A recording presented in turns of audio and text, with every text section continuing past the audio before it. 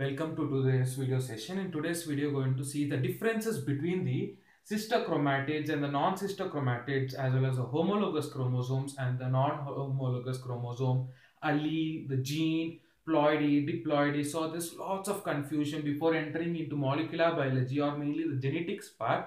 Everybody should be very clear with this concept. What is sister chromatid? How is it different from homologous chromosome? And why is it haploid or diploid in sperms, in the sex cells, or the vegetative cells? So in this video, we'll have a very clear definition between all these terms. So before moving on to this video, please do subscribe and to my channel, like this video, and do share with your friends. Thank you.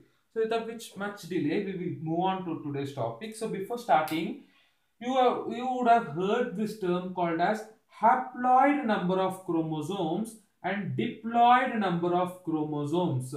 So where do you find the diploid number of chromosomes? Diploid in the sense di, in the sense twice, and ploidy in the sense set.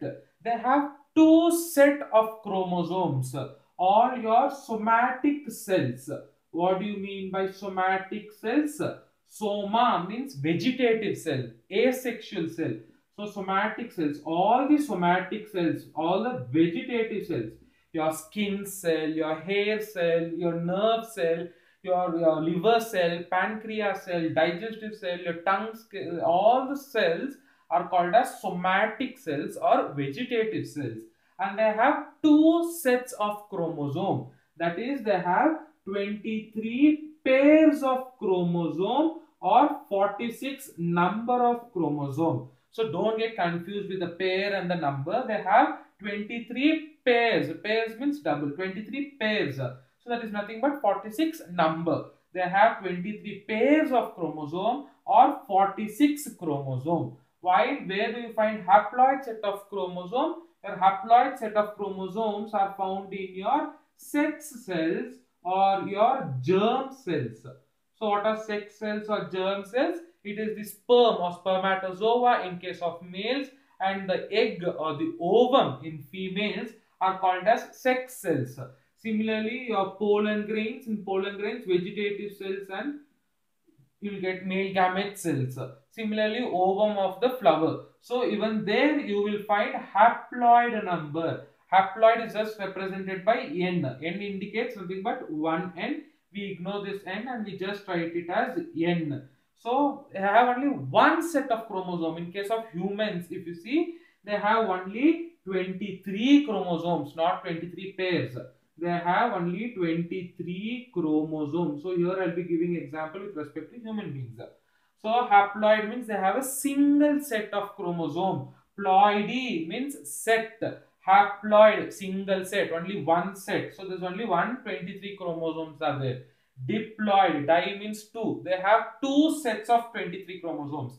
So 23 is one set, another set of 23. So totally they have 23 pairs of chromosomes or 46 number of chromosomes. There are certain plants, they have triploid also they have, and they have quadruploid, 4 set. Similarly, hexaploid, 6 sets are there. A very good example in case of plants is your wheat. So wheat has 6 set of chromosomes. We call it as 6N.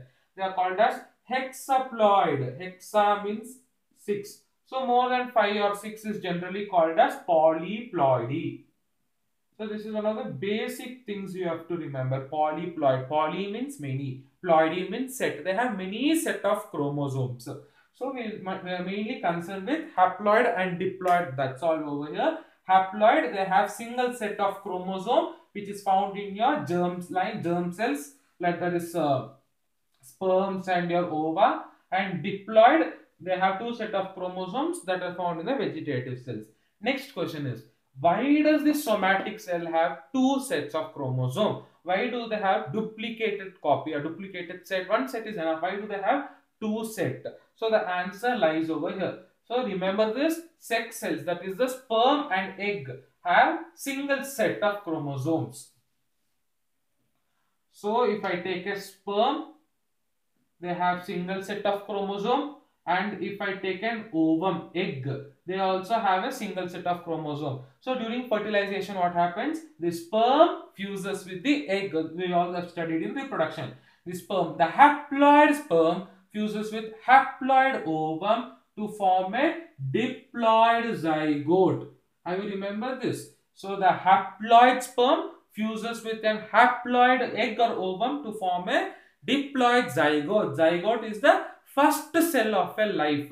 This zygote undergoes multiple division, blastula, gastrula, all the stages it undergoes. So all the cells, whatever cells are coming from zygote will be diploid in nature, because one set of chromosome comes from the father's sperm, the another set of chromosome comes from the mother's ovum. Henceforth, the offsprings will be having a diploid number. So there is only single cell. Zygote is a single celled stage.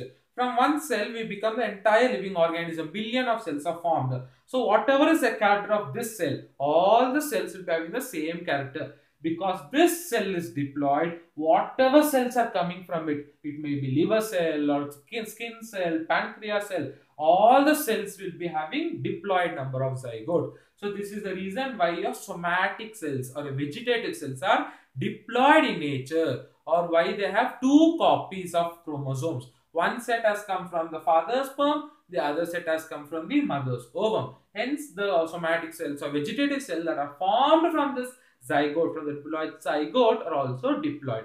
Is this clear? Now, why are these cells haploid in nature? They can also be diploid, right? So, whatever has come, the testes that has formed, the ovaries that has formed also will be diploid itself.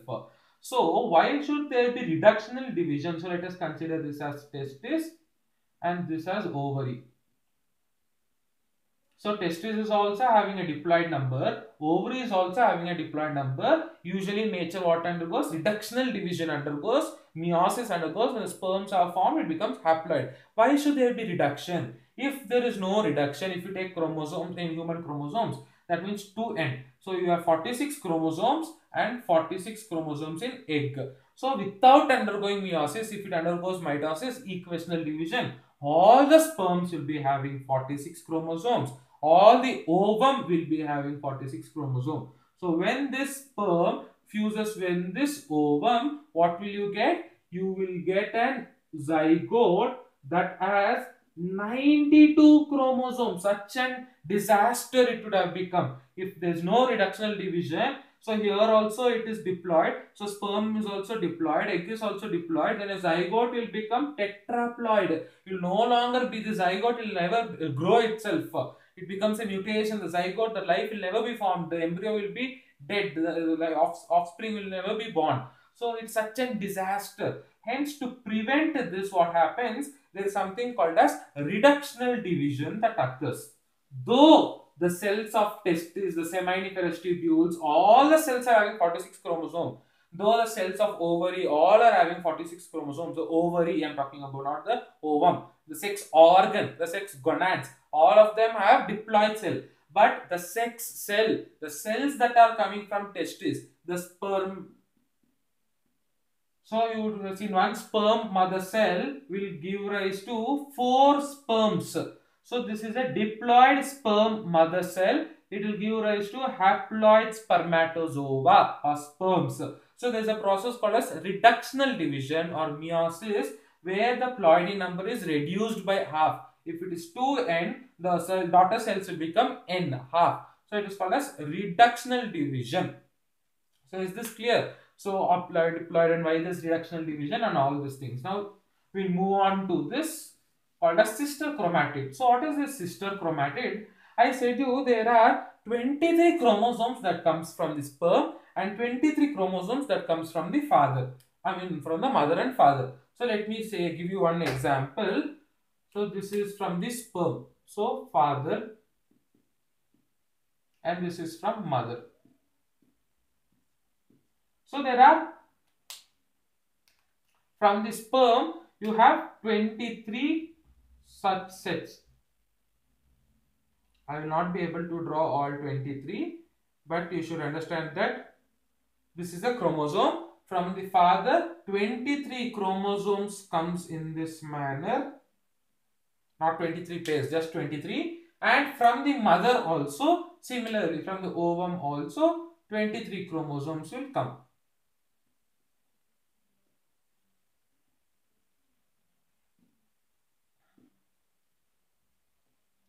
So is this clear? So as I said you, they are haploid number. The sperm comes in haploid number and the mother also haploid. These both will fuse to form zygote. That is that is what I was explaining you so long. So there are 23 sets of sperm chromosome, 23 sets of ovum chromosomes. So this individual thing is called as a chromatid. So this is my centromere and these are your arms.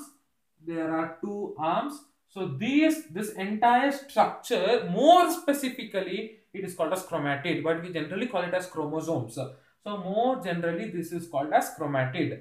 Now, if you've seen the cell cycle, the cell cycle has two stages. One is your interphase and the other one is your mitotic phase. So if you take any cell cycle, they have two stages. The major part and the longest phase is your interphase, and the shortest phase is your mitotic phase, where the cell division will occur. So if the cell cycle has two things, interphase and mitotic phase. Interphase is the longest duration, longest phase. In interphase, what happens? All the growth will occur, the function of the cell will occur, all the functions will be carried out, and DNA replication will occur. That is nothing but the chromosome duplication will also occur in this interphase. So when you are taking a single chromosome from the father during the interphase, so when I take this single chromosome,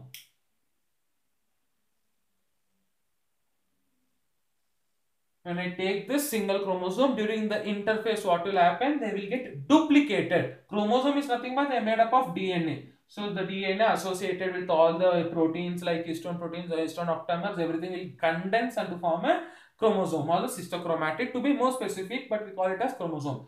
So during S phase, during the interphase of what will happen? Duplication will happen. In the interphase itself, there are three phases: G1 phase or gap 1 phase, S phase, and G2 phase or gap 2 phase. In G1 phase, only the growth will occur. In S phase, the DNA replication will occur. DNA replication is nothing but duplication of chromosome. So one chromosome will become into two chromosomes now. This is in case of fathers. In case of sperm, I am talking. In case of sperm, okay. Now what happens? One chromosome that had come from mother, from the egg, they will also undergo duplication. So this is your maternal chromatids. They will undergo also duplication.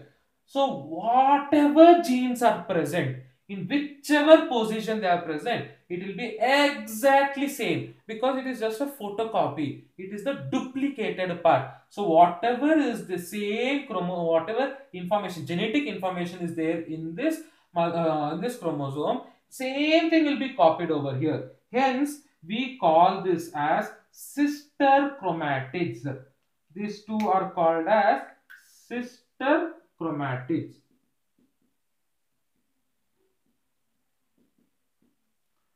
So is this clear? The duplicated portion which carries the same genetic information in the same position is called as sister chromatids. While this chromatid and this chromatid are called as non-sister chromatid, because they did not copy from the same chromosome. This origin is from sperm, this origin is from the ovum. So they cannot be sisters, while these both are same.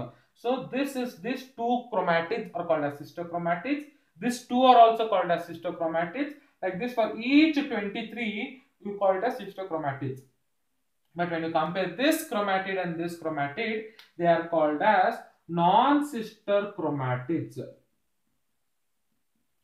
Non-sister chromatids. So I hope this much is clear. I am repeating it again. So there are 23 chromosomes from sperm and 23 chromosomes from mother. During the S phase, what happens? This is there in zygote. For your, it will be always together. For your simplification, I have just separated and shown. That doesn't mean your mother's chromosome will be separate in the cell, the father's chromosome will be separate in the cell. They'll be together. Just for a better understanding, I have separated and I have shown. So when the cell is about to undergo reproduction, the cell should divide. So before the division stage, I showed you the cell cycle. It has interphase and your mitotic phase or division phase.